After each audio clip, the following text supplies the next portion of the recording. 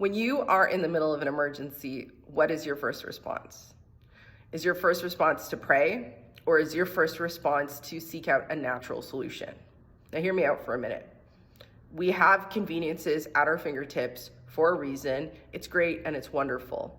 However, there is a reason that in Matthew 19:24, Jesus said, "It is easier for a camel to go through the eye of a needle than for a rich man to inherit the kingdom of God."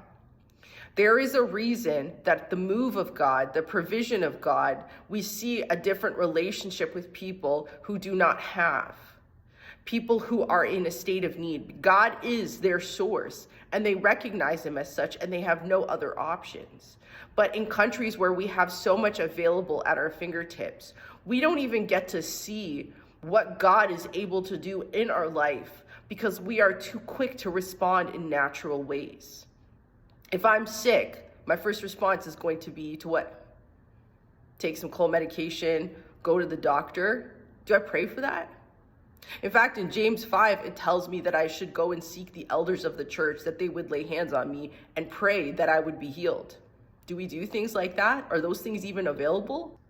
Instead of seeking the Lord, if we lose our job, for his provision, for his direction, for his instruction, we go on employment insurance, we go on welfare.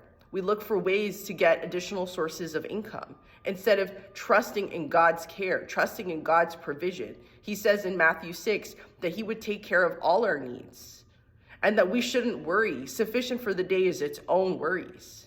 When we hear this calling for revival, when we hear people who are proclaiming this, which, spoiler alert, there is no revival in the Bible, it does call for the Lord to revive us.